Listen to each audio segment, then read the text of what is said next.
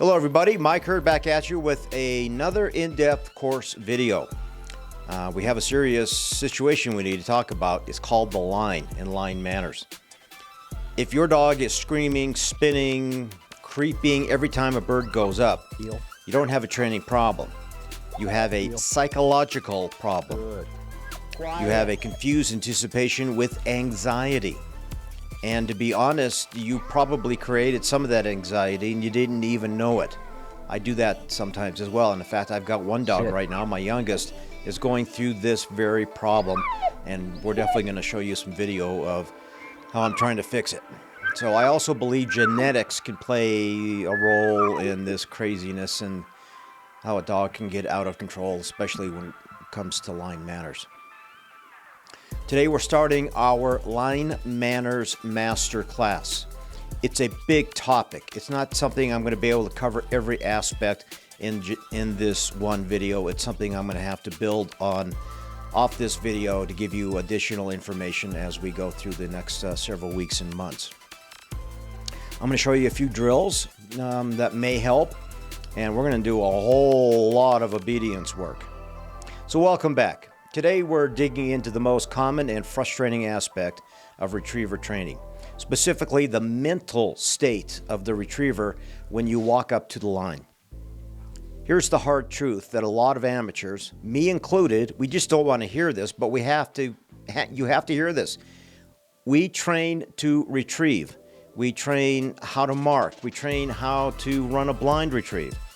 We do a lot of training. But we rarely ever train what we call an off switch in the dog. We get to the line and the dog is vibrating. They're panting, they're whining, their eyes are bugging out of their head. And we think, oh wow, this dog has a lot of drive. He really wants to go and get this. Well, that's not drive, people. That is pure anxiety. Anticipation is good. It equals focus. A dog in an anticipation state is still. Their muscles are tight, but their mind is clear. They're watching for the bird to be thrown. Versus anxiety in a dog is just pure chaos. Dogs that have a high anxiety, they're moving, they're vocal, they're watching you, they're watching the gunner, they're looking at the bucket. I mean, their brain is literally falling out of their ears. You might be laughing, oh, that's cute. That is not cute. That's a pain in the ass. If you let your dog rehearse that anxiety every single time you train, you are training them to be a frantic, out-of-control a-hole. So today, we are going to try to fix that. We are going to learn how to bore the crap out of the dog into submission with a drill that I call the Woosah Drill, or think of it as it's a do-nothing drill. But before we take a deep dive into this subject, I think it's important to define what I am talking about, as new folks to the sport are more than likely the ones that are going to be watching this video.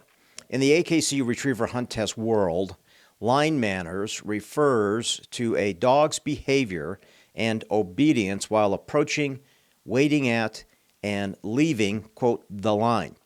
That's that designated spot where dogs are going to be working from, out ahead of the judges and out ahead of the last holding blind. It's called the line. While there is no single dictionary definition in the rule book, the AKC regulations for retriever hunt tests and expert judges have a standard define it through the following components. Approaching the line, walking quietly at heel from the holding blind to the line. In senior and master levels, this must be done off leash and under control. In the junior, you can come to the line on a lead, but tugging, jumping, being unruly while approaching the line can negatively impact the dog's trainability score. So steadiness and quietness are big in line manners. Remaining still and quiet while the birds are being thrown, we call them marks, or while waiting to be sent on a blind retrieve. This includes sitting attentively at heel without creeping forward or making excessive noise. Such whining or barking is simply not allowed. And a big one here is on the honor. In the higher levels, dogs must honor by sitting quietly off leash while another dog, or we call the working dog, performs its duties to retrieve. The honoring dog must not interfere or break. So delivery and departure. So returning promptly to the handler with the bird, delivering it to hand gently, not dropping it over and over again, and remaining under control after the retrieve is complete and the team leaves the line. Why does this matter? Well, line manners are primarily evaluated under the trainability category in a judge's book. At the junior level, dogs are expected to reasonably be under control on leash. And again, at the senior and master levels, exquisite control and near perfect manners are required. Poor line manners, such as noisy behavior or needing frequent physical or verbal restraint, are a common reason for dogs to fail at a hunt test. Even if it retrieves magnificently, you can still fail in the trainability area. So before we continue on, I want you to leave a comment. How are your dog's line manners?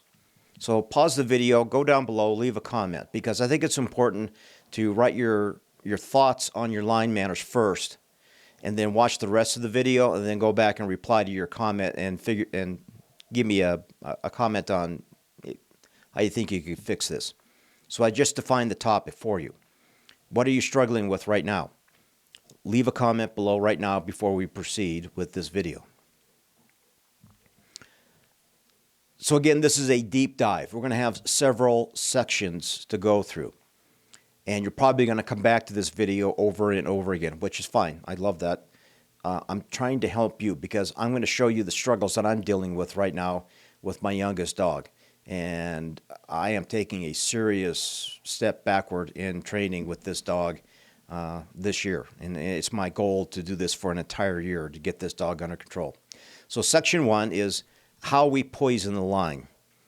Before we get to any drill work on this issue, we have to understand how you got there to this point.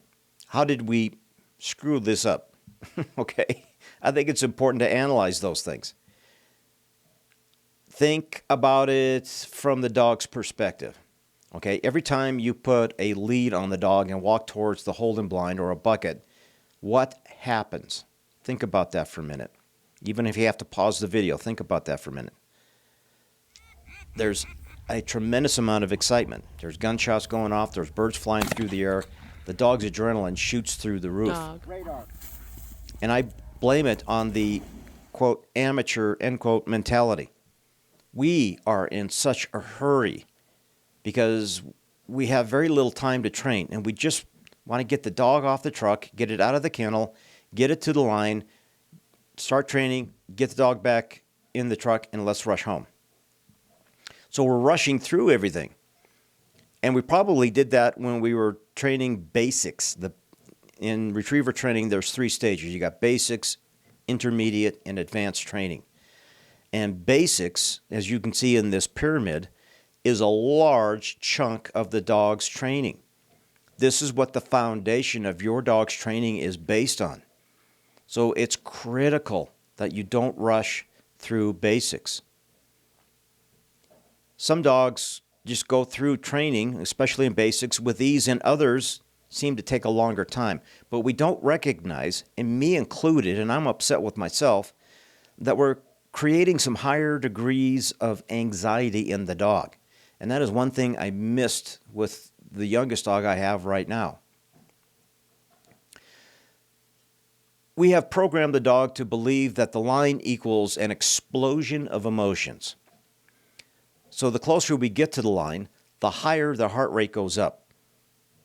By the time you say sit, they are already at a level 10 arousal. And you cannot command a dog at level 10. They literally just cannot hear you. They don't even know you're there. Sit.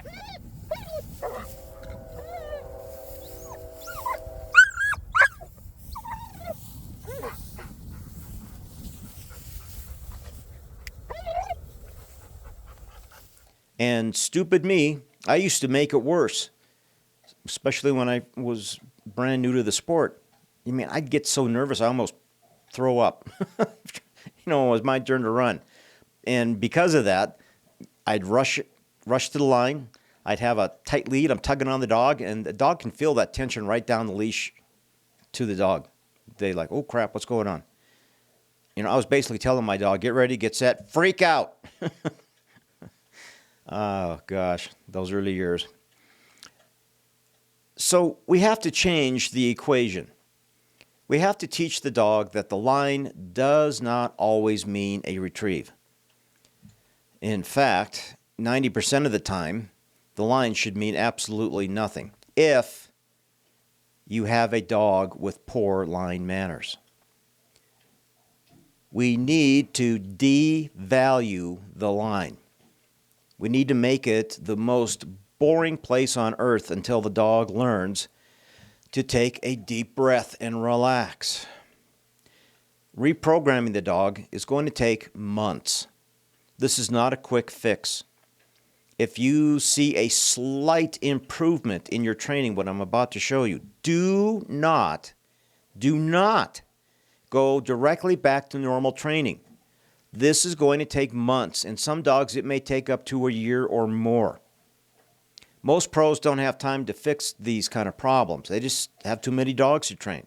But most amateurs, we only have 1 or 2 dogs. And we do have the time to train and try and work on this problem. We only have 1 or 2 dogs. They are part of our family.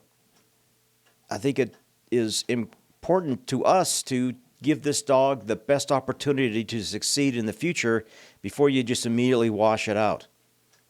So before I take a dive into some possible fixes and details, just realize that this problem is extremely difficult to correct. And most dogs are going to take a long time. And some dogs are beyond change, depending on how far you let this problem go. It's time to put this bus in reverse, people. We need a higher degree of obedience with your dog. This means going all the way back. I mean all the way back to the beginning of basic training, into the basic training pyramid. Well, why do we need to do that? Because you missed something, and you need to start rebuilding that foundation back into your dog. And that starts basically with yard work and the sit command.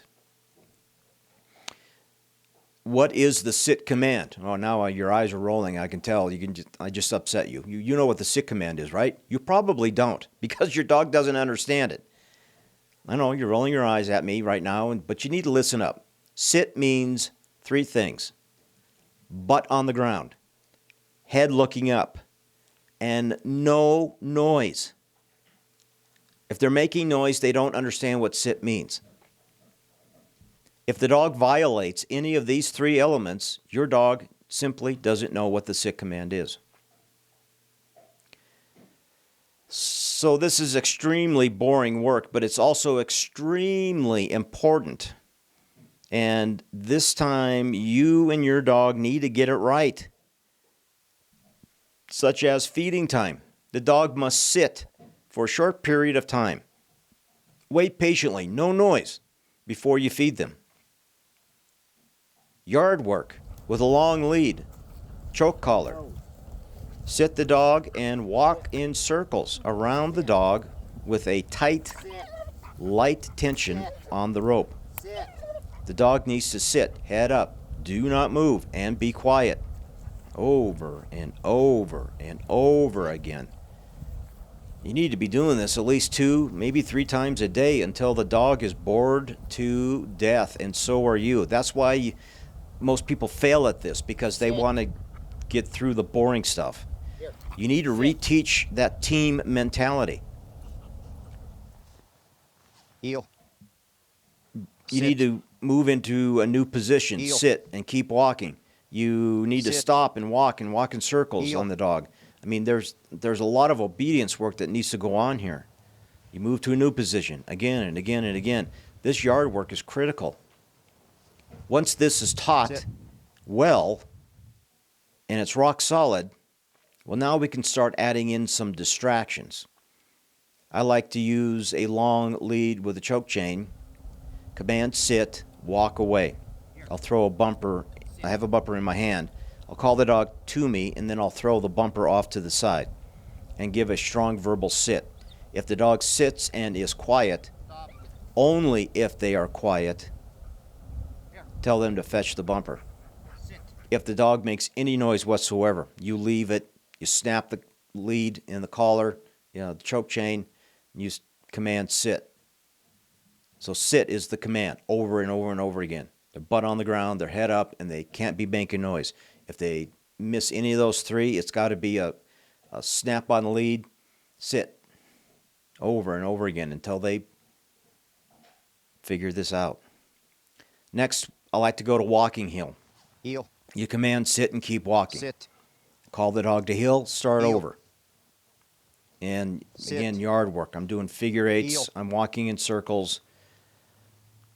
If the dog is compliant with a lead and a choke chain, I may go back to my e-collar with a heeling stick.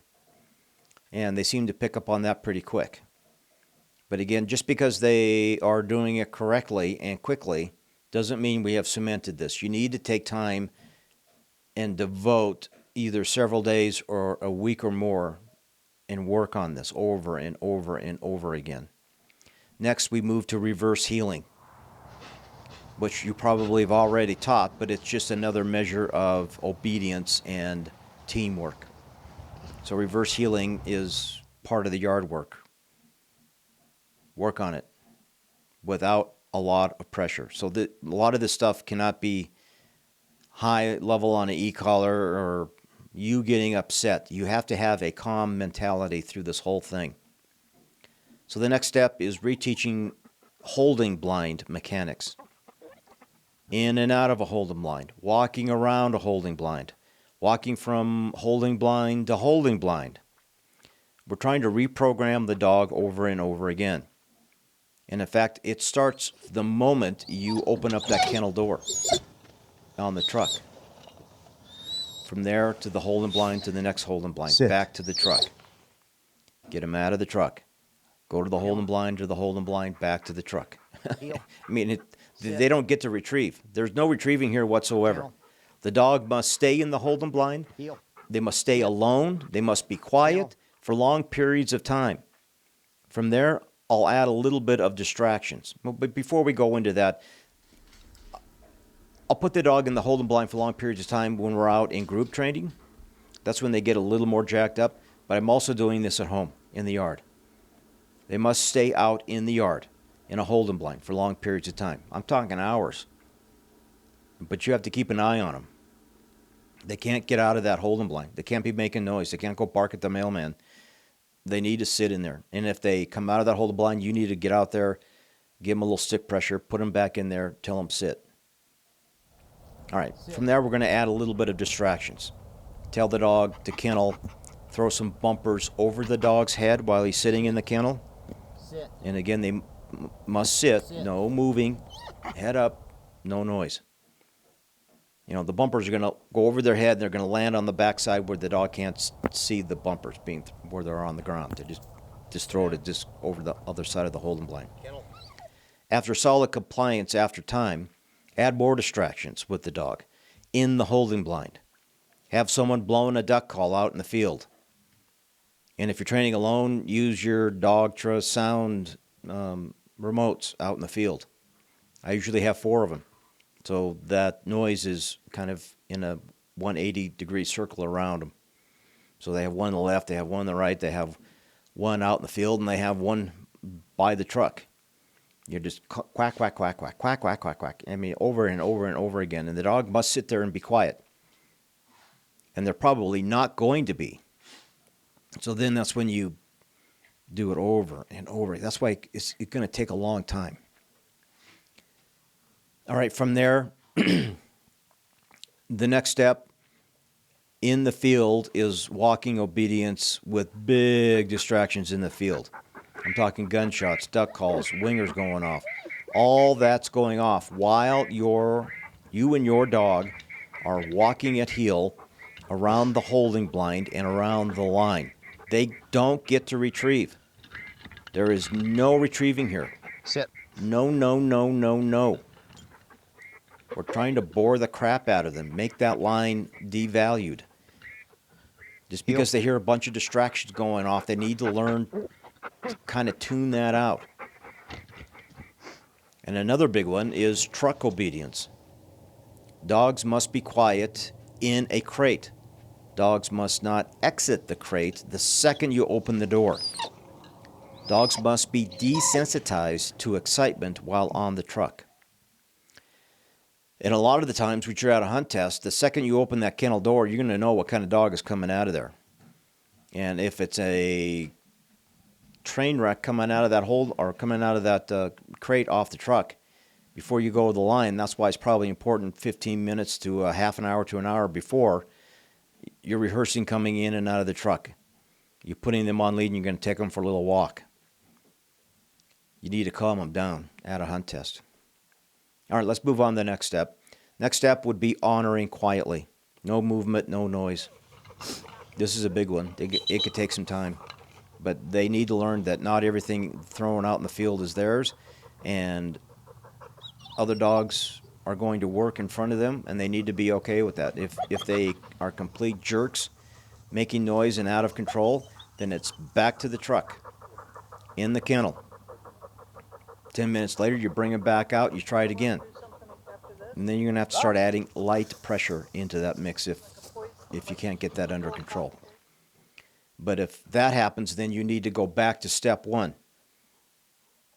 And you need to go through this whole process again. Then you come back to the honoring part. If they're noisy again, then you got to go back and start all the way from the beginning. I know, it's crazy. But if you don't get this under control, that dog's going to wash out. You're not going to be able to run it. You're never going to be able to pass an event. All right, there's more. The next step is take the dog into the field. This is a big one. Take the dog out in the field. You make the dog sit next to you quietly. And then you're going to be throwing marks for other dogs. Wow. That is a big one. And they're probably initially going to think that it's for them. And they're going to get excited and they're going to move and all that stuff. But you need to tell your training group that, hey, I need to get this dog under control. I'm going to have it on a lead. It's not going to be able to break or interfere with anybody's dog working. So you're trying to make the dog just say, oh, I'm never going to get anything. I might as well just lay down and take a nap. So it's boring for the dog. That's exactly what you want. All right, let's take a look at the do nothing, or what I call the Woosah Drill. Now, why do I call it the Woosah Drill? You may laugh at that, but I've got a couple of videos on the channel talking about the Woosah Drill. It refers to a cop movie back in the 90s, I think. Think of it like Seinfeld and the Serenity Now. Okay, we're trying to bore the crap out of the dog. All right, this is something I recommend you all do, especially with those high drive dogs that have a considerable amount of noise and anxiety online. So here's the basic setup. I have my holding blind out, and if you're running HRC, you may want to have a bucket on the line, but I've got a holding blind that I've got the dog in. I have a mat up on the line, and it looks exactly what they would see at a test scenario. Here. Step one, I heel the dog to the holding blind. You command a sit, Kennel. and then you wait. Sit. You need to watch the dog's body language. Are they trembling? Are they creeping? If they are, we aren't going anywhere. You just need to chill out. We need to sit there, wait for that sigh in the dog. You know, the one where the dog just finally lets out a breath of air and relaxes, and it sits on a hip.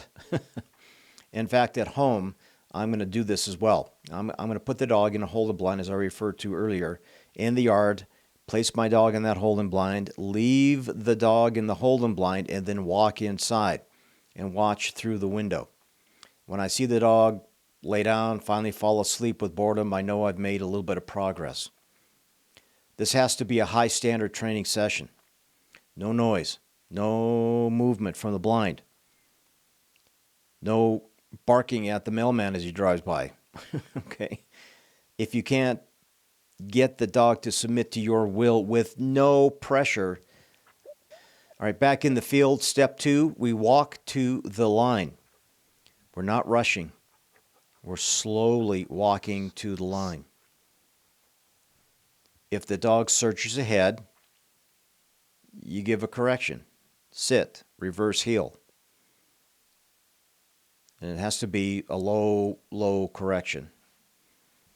But I'm not going to say, here, here, here. No, that's not right. Here. No, cut that out. No, we're not talking sentences here. We're giving one command. If the command isn't followed, it's going to be a nick, nick, nick, nick, nick, nick, nick, nick, nick, nick, nick until the dog comes back to you. And then I'm going to start all over again before I even get to the line.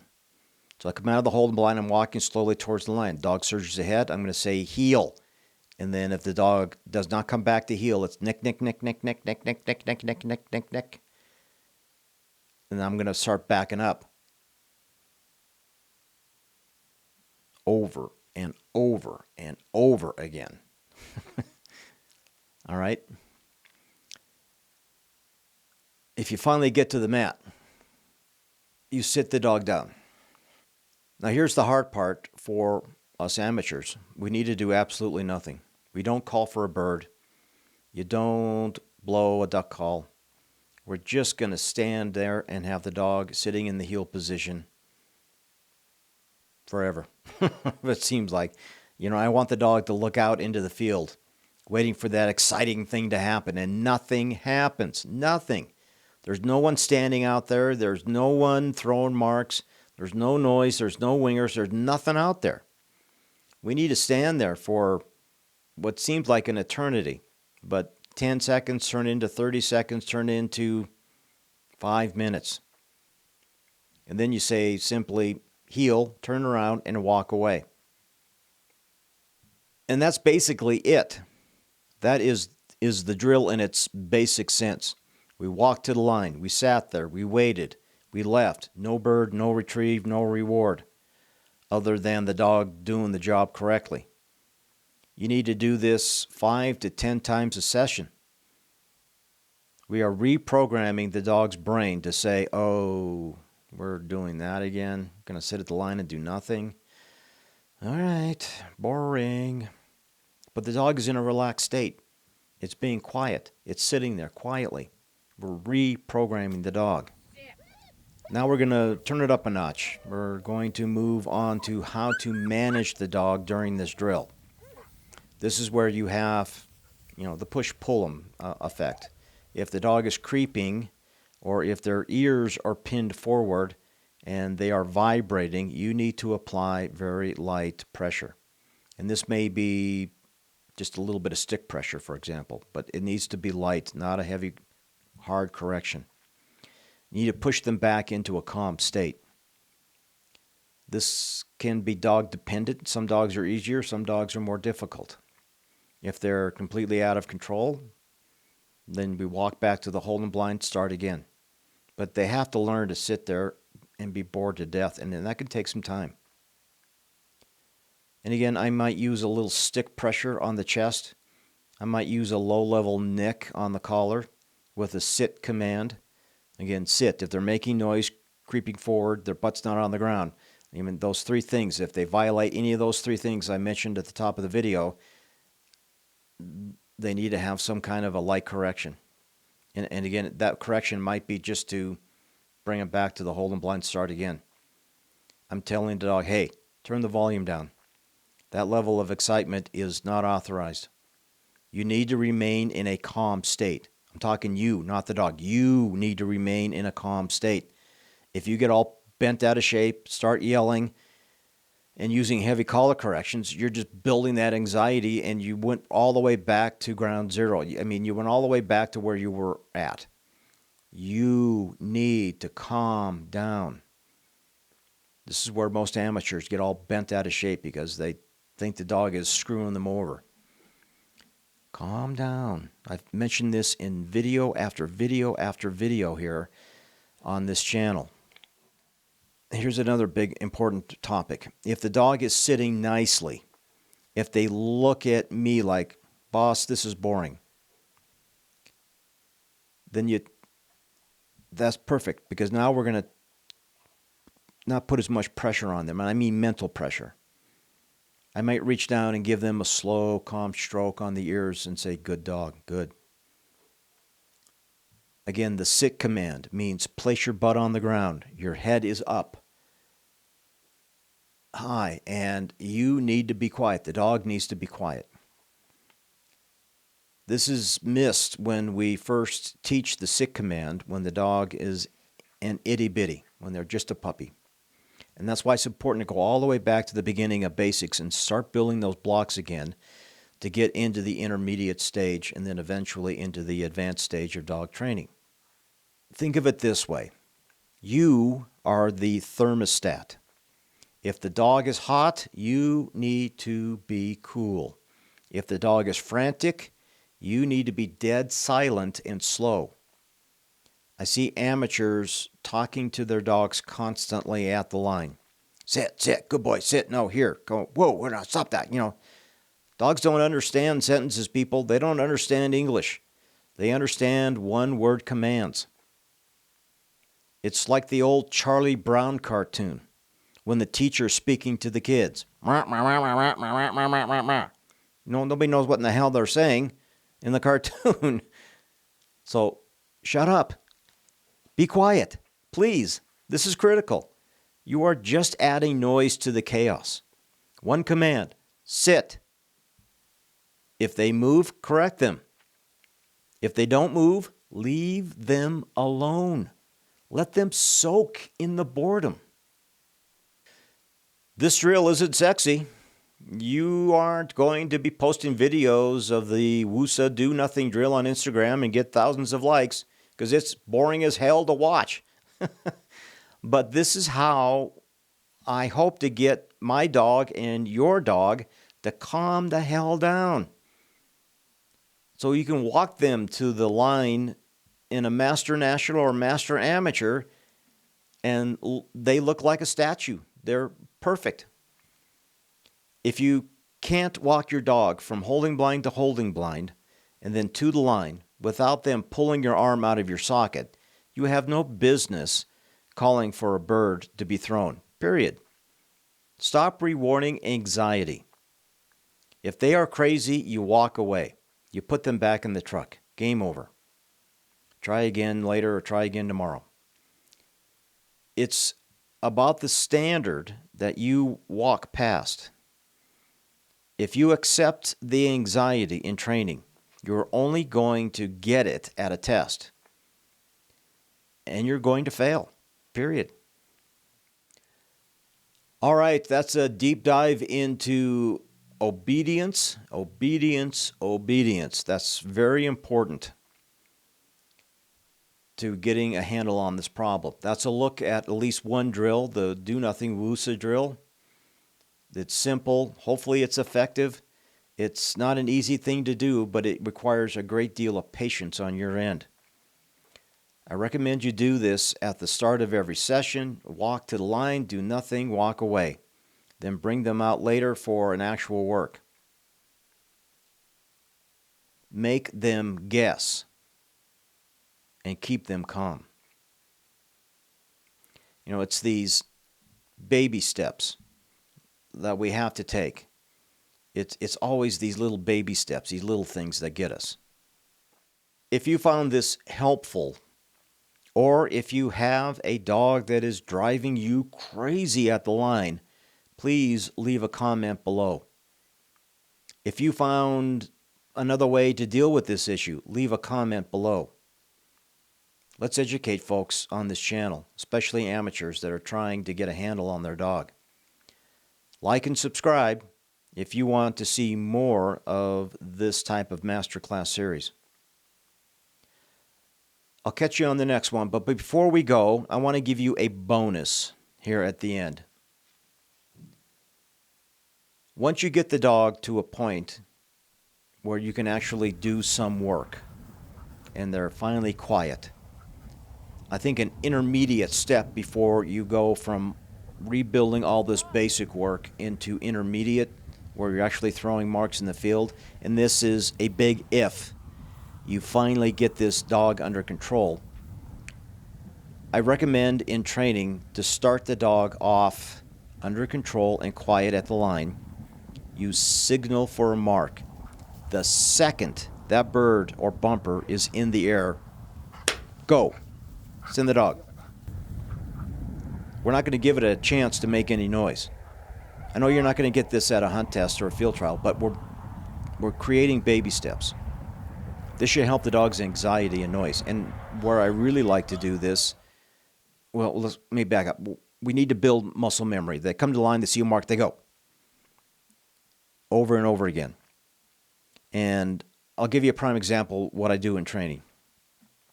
If I'm working on this issue, which I am with a young dog right now, and I just did it this past weekend, I'm going to set up 6 marks.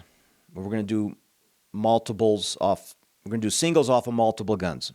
That's what it's called. So the first mark goes off. The second that bird is in the air, send the dog. Boom, go. Say the dog's name. They come back, mark 2. Signal. Again, the moment that bird's in the air, boom, go. They go retrieve that mark. Come back. Mark number 3. I'm going to wait until the bird hits the ground this time. The second that bird hits the ground, go. Mark 4. As soon as the bird hits the ground, I'm going to count in my head, 1 Mississippi, 2 Mississippi, go. Okay, mark 5. As soon as the bird hits the ground, I'm going to wait 3 seconds. I'm going to count 3 Mississippis in my head, go. If the dog is quiet. And then mark 6. As soon as the bird hits the ground, I'm going to count to 3 to 5 seconds. And as long as the dog is focused on the mark and where the bird landed and is semi-quiet, and well, I shouldn't say semi-quiet, is quiet, go. You know, noise will equal a ticket back to the truck. Again, this whole thing is going to take 6 to 12 months, if not more, to complete. But it's important that you go through these steps. And then as second they start to improve, you do not go back into formal training, because you're just going to create that all over again, because you haven't erased that out of their head. You need to reprogram the dog.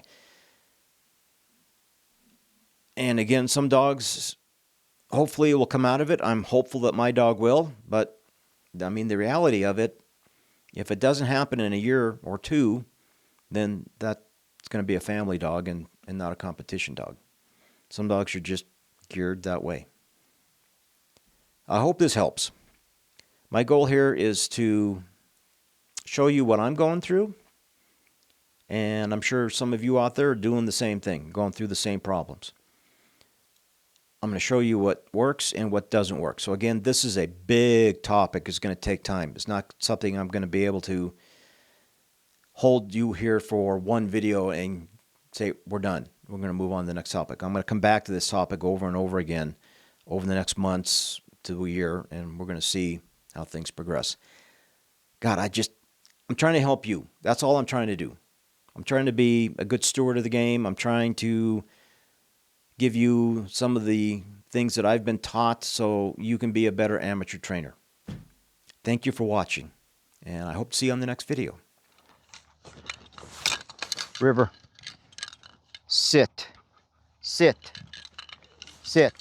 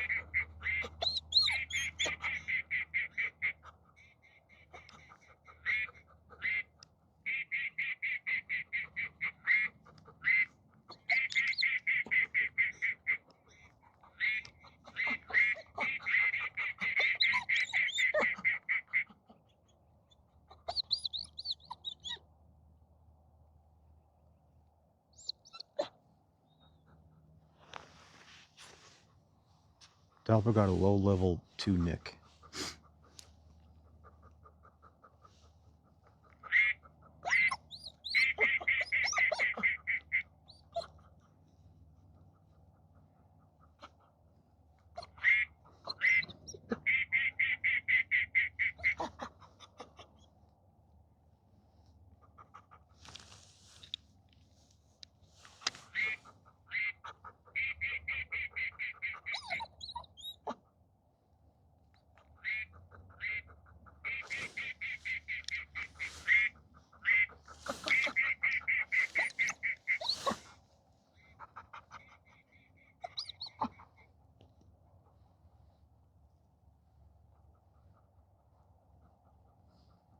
Guns up!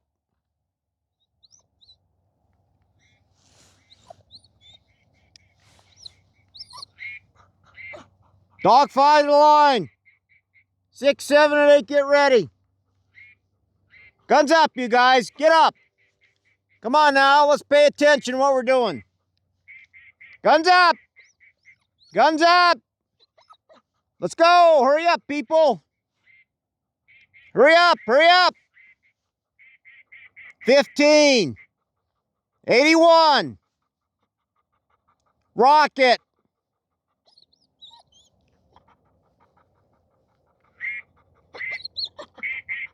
Cloudy. Let's go. Dog 5 to the line. Dog.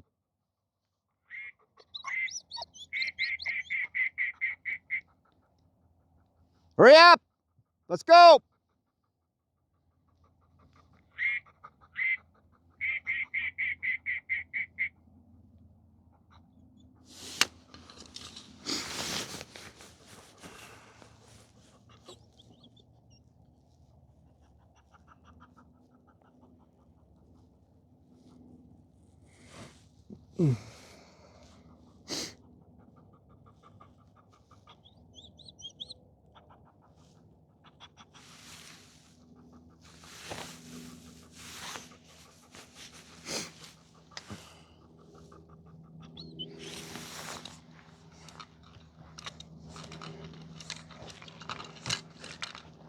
This is the boring training, but needed and necessary.